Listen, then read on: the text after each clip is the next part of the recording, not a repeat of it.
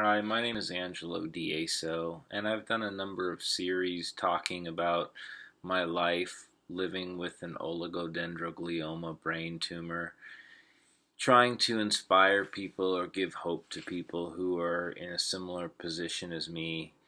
Not necessarily people who have the same kind of brain tumor as myself, or people who even have brain tumors, but people who are going through struggles, fears, anxiety. I've been through many of these experiences, and I know that there's a saying that I've heard a lot that states that no matter how bad you have it, it could always be worse. Well, I feel like that saying is counterproductive in many ways because it just it detracts from your feelings, from your fears, from your anxieties, from your apprehensions to moving forward in your life. And I think that it's okay to have these fears and anxieties and be one with them. But I also think that it's important to continually encourage yourself and have an inner spark to want to continue on, because without that, there really is no ultimate purpose in life. And I know that sometimes there can be a overwhelming sense of fear and anxiety and depression. Sometimes it feels like you're drowning in a sense, metaphorically. Sometimes it can even feel like a literal drowning where you cannot breathe, you're underwater, you don't know where you're going or how to get out of your situation. Well, I know that time heals wounds. I know that personally because 4 years ago is not where it began with my diagnosis of my oligodendroglioma that came about after a series of grand mal seizures. I've been counting the days up until now, and I believe I'm somewhere around 5,000 days since my initial diagnosis from my first grand mal seizures. But the initial levels of stages of grief that I went through really rocked me, and I felt so alone. Part faculties of my brain, when I had a biopsy or craniotomy where they drilled into my head, I'd lost a lot of my memory, and I still experience right side epileptic seizures for which I take pills. It's been a long road, a great learning experience. I've been told by Western medical physicians that I should consider this. I might want to try this medication. A lot of these people with the best intentions in mind, and I'm not going to push them out of my mindset and existence, but I also have to look deep into myself, because when I came to the realization that I was my own uh, best primary care giver, um, despite the fact that I don't have a medical degree, I think the intuition from within one, I call it within gut, your gut feeling, um, really can play a huge role in yourself. I've always mentioned the four elemental uh, articles in which your life can be most benefited.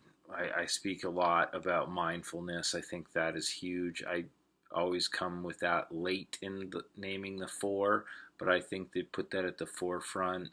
Mindfulness can come through prayer. It can come through just sitting and breathing, becoming in touch with your body, losing track of the analytical mind, and getting in touch with the uh, presence of mind, where you are just listening to your heartbeat, being in tune with nature, getting outside, feeling the elements. People have a tendency to complain about the weather, whether it's hot, cold, uh, even when it's just great. People like to talk about the weather, and uh, being at odds with it is a is a function that I've noticed a lot of people are at odds with, especially in a society where many of us struggle. Um, but the mindfulness element is, I think, first and foremost, and it's something that I don't want to get into depth upon like any of these here, but I think it's something you should think about. I read a great book recently called The Trauma of Everyday Life by Mark Epstein, MD, and it really affected me greatly. Another book that I recommend that I read recently was called The Biology of Belief by what was his name? Bruce Lipton, PhD, and that gets a little bit more into physical considerations through science and things of that nature. So, but I think that learning from a perspective of self-awareness and also just presence, not self-analyzation, is very important. The last three elements, which there's no order to these in particular, they all work together. And I've mentioned these before, are exercise, diet, and sleep. You can't have any of these without the other, including mindfulness, meditation, whatever you want to call it.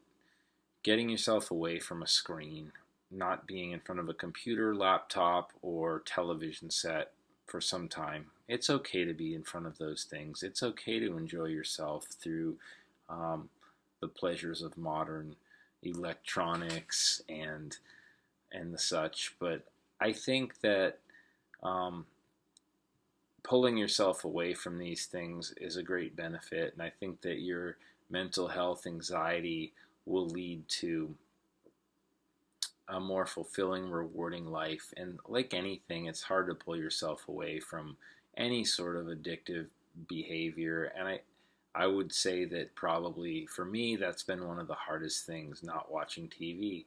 In fact, I'm going to go watch an episode of Stranger Things season 2 on Netflix tonight. Um, but I'm working on that. I'm working on things. I'm working on binging, not binging, I'm sorry, purging myself of uh, certain unhealthy aspects of my life. And it's so hard at first, like any positive change from a a rut routine, whatever you want to call it, that we've been in. It's hard to extricate these elements from your life. Exercise, that's huge. It's very important. So, exercise, getting outside, moving, getting blood circulating, getting um, um, hormones and dopamines and adrenaline flowing in your body, your heart rate going up. These are some of the things that I have to get back in touch with, and I'm making this video to hold myself to as a testament that I am in this presence of mind where I will do this. And sometimes you have to take that cold shower, get out into the elements, and just put your face into the wind and breathe in and push yourself, because believe me, you don't regret that as much as you regret just sitting on your ass a lot of the day. And I do regret that a lot. Regret is not a healthy element of any of this plan, so I shouldn't really get into depth about regret because that's past living. You don't want to be putting yourself in the past. Like I've said before, the past is a place of reference, not residence. And I think I stole that from Robin Sharma, who I've listened to a lot of what he has to say. He says, I have it written up here, it says, the project you are most resisting carries your deepest growth. And nothing could be more spot on than that. Nothing of great reward comes without work. And I'm reading, listening to audiobooks of lots of different things, trying to better myself. And sure, I slip up, and that's what leads me more into depression, more on my dependency on benzodiazepines and the like. But and touch on the fourth element of what I wanted to say is exercise. Your body is your only vehicle that you travel through life with. Sure, you renew cells, but ultimately your DNA is the blueprint for your body. And there's lots of interesting information in the biology of belief with Bruce Lipton, recommended to me by Dr. Lucia Marks um, from the Quest Center here locally in Portland. But I would say that putting healthy food into your body, learning about that, some great resources are um, Dr. Mendel's vitamin and mineral, the Bible, the complete Bible to that. You can learn a lot about where certain vitamins and minerals come from, how we need them, and what capacity. That's been a great resource for me. If you feel like you're at a low point and you need to bring together all these elements in life, one book that I read, I think her name was Michelle Schaefer Cook. Um, she is a doctor, a naturopath. She writes a book. She wrote a book called The 4-Week Ultimate Body Detox Plan, and that really helped me from a basic level, just getting up and reconstructing my diet. It's not something you have to stay on, but it is definitely something that if you do stay on, you will find happiness in finding that your health is improved. I wish I had better notes in front of me. Actually, I don't like to use the word wish and hope and looking back because we're only in the moment, presence of mind. Looking forward makes us anxious, looking back makes us feel regretful, or can for both of these. So being present in every moment, that moment's gone, that moment's gone, that moment's gone. So I guess in a sense, recording this is something that's in the past, and I'm just coming off the cuff with a few things that I know to be true for me and discussing it with other people and doing a bit of reading about it. I think it could possibly help you. Um, and there's all different types of abilities for everyone's differently abled.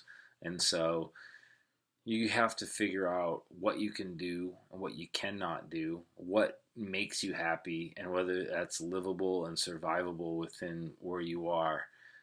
Eating healthfully really is a key function to all of this. I would think that mindfulness and diet could potentially be, even though I put all four in equal regard, I think that those two could be potentially the most important. If I were to argue that case, I could have a pretty strong case for that. So I'm going to leave it at that. I just want to do an update here on State of Euphorbia. It's been so long, and I've really been lazing a little bit about everything. But it's been 365 days today on November 4th, 2017. My brother's birthday is tomorrow, but it's been 1 year for me that I haven't had a beer or drank. I've taken a nip to the lips for uh, my friend's anniversary for his pub, and basically just put a little bit of beer over the lip, and I did swallow, and that was it for the whole year. So I feel rather proud of myself that I made it a full year without a glass of beer or anything like that. I don't believe I have a struggle with alcohol, but doing a pretty involved detox took a lot of effort, and I'm proud of myself. I've been journaling for quite a long time, um, and working on completing, keeping this circle of these four elements alive and becoming a better person for myself every single day, and feeling pretty proud of what I've accomplished, but not becoming, I say a lot, becoming complacent. I need to continue to grow, and I hope you continue to grow. If you have setbacks in your life, I hope that that doesn't stop you, because I've continually had setbacks with depression, with physical problems, epileptic seizures, trouble maintaining that in conjunction with my intake of Ativan um, because of seizure activity. But got to be strong, got to keep going. For a 41-year-old man, I feel pretty blessed and pretty uh, fortunate by nature, and the universe has been good to me. And if I died in the next moment, I would feel like my life was complete. It's not about comparing myself to somebody else. It's about doing the best with what I have right now, not where I was years ago, not missing my youth, not missing yesterday, not fearing tomorrow, just being right where I am right now. That's all that I have to say. A lot of this is probably sounding like common sense, and I hope that some of what I say can make your life fun and can make your life a testament to where you are now. If you're looking at this again days, months, weeks from now, and not minding my ums and off the cuff manner, I hope that in some way this was able to help you and help myself by offering this testament on video. All right, this is Angelo, and I appreciate you. This is 4 years and a couple months almost since my first epileptic seizures, leading to my diagnosis and life with epilepsy. Stay strong in whatever you're uh, struggling with or working toward, and stay positive. And I will do my very best to do the same. And have a great day and night wherever you are. All right, peace.